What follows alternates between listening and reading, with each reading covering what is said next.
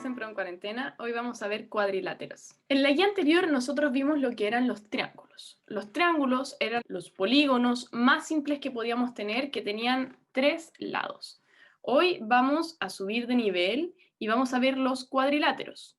Los cuadriláteros son los polígonos de 4 lados. O sea, por eso decimos que subimos de nivel, porque aumentamos un nivel y también un ángulo interior. Los triángulos tenían 3 ángulos y ahora los cuadriláteros tienen 4 ángulos también. Según la cantidad de pares de lados paralelos, estos se pueden clasificar en 3 tipos: paralelogramos, trapecios y trapezoides.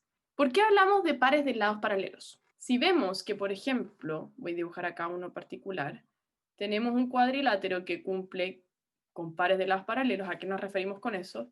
Nos referimos a que, por ejemplo, este lado sea justo paralelo con este y que, por ejemplo, este lado sea paralelo con este. Estamos hablando de que hay 2 pares de lados paralelos, porque acá hay un par y acá hay otro par. Pero si solamente hubiera uno, decimos que hay un par de lados paralelos, o simplemente podría no haber ninguno. Entonces vamos a ver esos 3 casos. Los primeros corresponden a los paralelogramos. Los paralelogramos son los cuadriláteros que poseen 2 pares de lados paralelos, y de ahí viene su nombre, por eso son paralelogramos, 2 pares de lados paralelos. O sea, cuando yo tengo los 4 lados, 2 van a ser paralelos y los otros 2 también. Esto implica geométricamente muchos, pero muchos cálculos y muchas propiedades. Y vamos a verlos detenidamente. Entonces, los 4 tipos de paralelogramos que tenemos están aquí descritos. Entonces, es muy importante que los sepan, es muy importante que los entiendan y que no se les olvide cuáles son.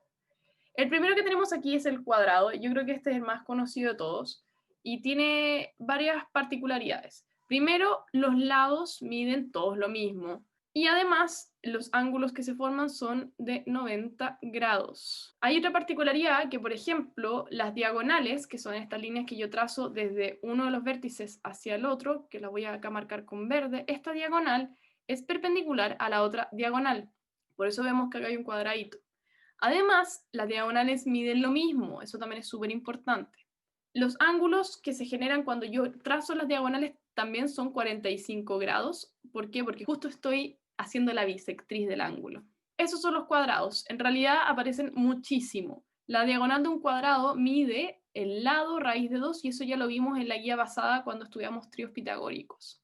Luego tenemos este rectángulo, que también yo creo que ustedes lo han escuchado en alguna ocasión porque es bastante conocido. Es cuando, además de tener yo los 2 pares de lados paralelos, que por ejemplo en este caso el de acá arriba horizontal y el de acá abajo horizontal son necesariamente paralelos, y lo mismo con los verticales, pero además se cumple que los ángulos son rectos aquí, por eso yo genero estos cuadraditos. Pero la diferencia es que cuando yo trazo las diagonales, a pesar de que estas midan lo mismo, fíjense que si yo trazo esta diagonal y esta otra diagonal van a medir lo mismo, no van a ser bisectrices de los ángulos. Fíjense que esto no es lo que ocurría acá en el cuadrado, no hay 45 grados, sino que tenemos alfa y beta, donde alfa es distinto de beta, pero se cumple que son complementarios, porque obviamente si esto suma 90 grados tienen que ser complementarios.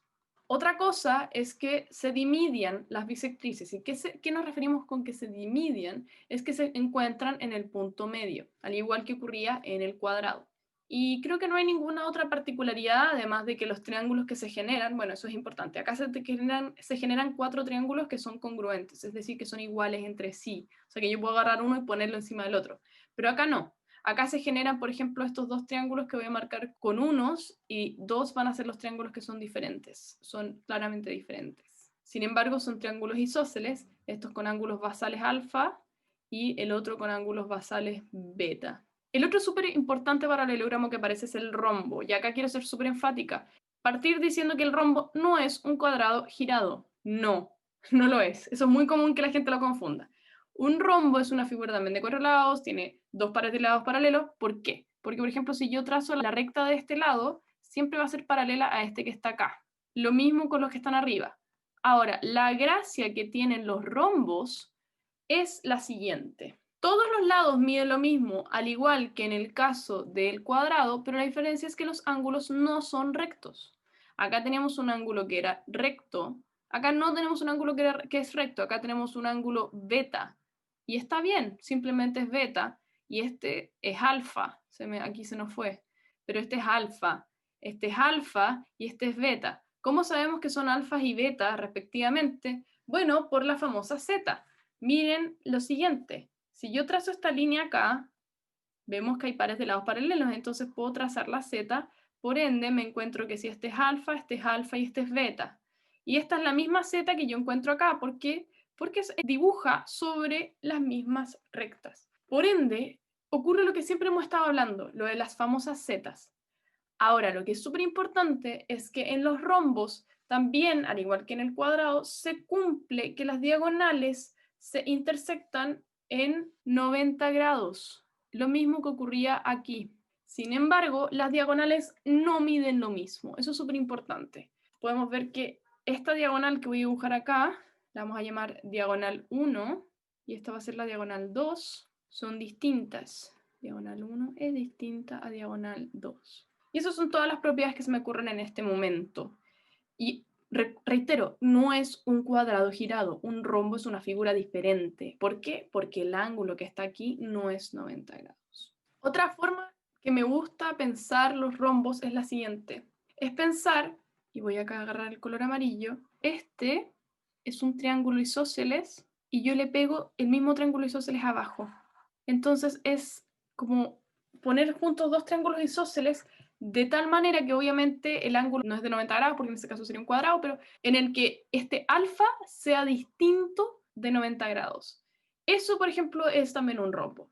¿Qué son los romboides? Bueno, suena como un rombo, pero traten de pensarlo como un rombo que lo estiraron. Es como si hubieran tenido el rombo que está acá, como hasta aquí, y ustedes hayan estirado ese rombo para allá. Si lo estiran, necesariamente uno de los lados va a quedar más largo que los otros.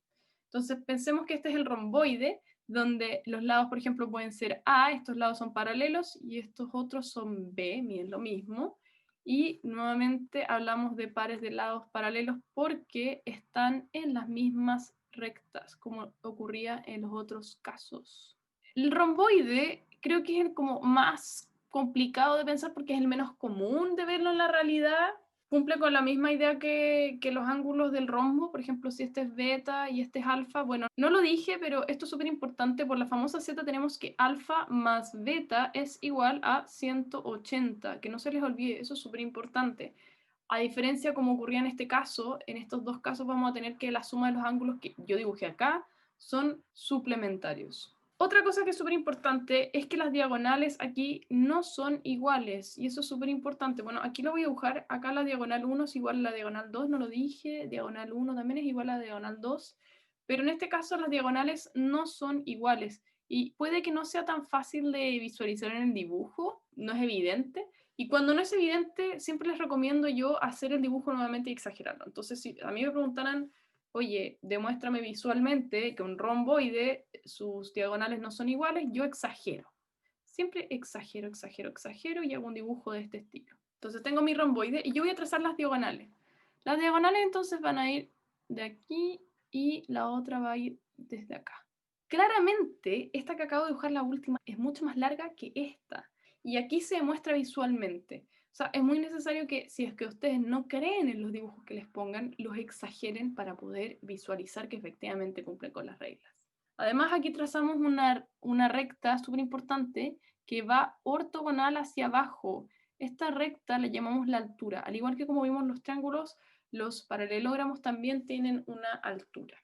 Y es esta. Ahora, otro punto es que no se encuentran en un ángulo perpendicular las diagonales. O sea, no pasa lo que pasa en el rombo, en el cuadrado, sino que los ángulos son diferentes. Acá entonces hay una lista de las cosas que yo les acabo de decir, que tienen que ver con trazar las diagonales, con ocupar el teorema Pitágoras, ver la famosa z. Y en verdad si hay más cosas que no dije, por favor, anótenlas acá. Y también acá hay unas propiedades súper importantes, como que son todas las que les acabo de nombrar. O sea, los lados opuestos son congruentes. Cuando congruentes nosotros nos referimos a que en este contexto miden lo mismo. También los ángulos opuestos son congruentes, o sea que los ángulos que están al otro lado midan lo mismo, los ángulos suplementarios, etc. Si las diagonales son o no perpendiculares, si es que las diagonales son bisectrices o congruentes, etc. Y si se le ocurren más o las que yo nombré no están aquí, Escríbanlas en algún lado, les va a servir mucho. Este ejercicio a mí me encanta, es súper, súper, súper bueno y ya vamos a ver por qué es tan importante. Acá está resuelto, pero lo quiero hacer yo aquí también a mano. Nos preguntan cuál es el valor de la diagonal más grande del siguiente rombo. O sea, cuánto mide este valor que voy a poner con rojo, esta diagonal. La voy a llamar D de diagonal.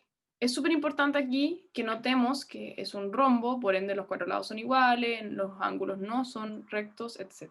Pero aquí lo que más me importa es que seamos capaces de notar que aquí estoy dibujando el famoso triángulo que yo les mostré en la clase pasada, que tiene que ver con este triángulo de 30, 90, 60. Este triángulo que mide 30, 60, 90 en sus ángulos interiores vimos que era súper importante y tenía ciertas características que no debemos obviar. Primero, notemos que este rombo es la unión de dos triángulos que son equiláteros, porque este mide 60, este mide 60 y este 30 más 30, 60. Y lo mismo para acá. Entonces, recuerden que cuando uno tenía un triángulo, lo voy a separar de acá, que cumplía con esas características 30, 60, 90, uno podía encontrar que si este lado mide A, automáticamente, si yo quiero saber cuánto vale, por ejemplo, este valor o este valor, nosotros sabíamos que eso era un trío pitagórico. Nosotros sabíamos que ese trío era 1, raíz de 3 y 2. Por ende, el lado más pequeño, que vamos a llamar en este caso x e y, vamos a tener que x es proporcional a 1, como y es proporcional a raíz de 3 y a es proporcional a 2. Entonces, si yo quiero calcular cuánto vale esta diagonal, lo que podemos hacer es lo siguiente. Es decir, que a es a 2, como y es a raíz de 3. Y como solamente queremos saber cuánto vale y, lo que hay que hacer es pasar multiplicando eso y me queda que raíz de 3 medios a es igual a y. Y como yo sé que esto vale y yo quiero escribir cuánto vale d, que es toda la diagonal es 2 veces y. Por ende, la diagonal es 2 veces raíz de 3 medios por a. Se nos va y me queda que la diagonal es raíz de 3a. Si crees que fui muy rápido y no sabes de dónde viene este razonamiento, te invito a revisar la guía de triángulos, que es la que justo viene antes de esta materia, porque ahí vemos exactamente a lo que me refiero. O sea, la importancia de esto es que cuando ustedes trabajen con cuadriláteros, lo más probable es que tengan que repasar triángulos, no son cosas diferentes.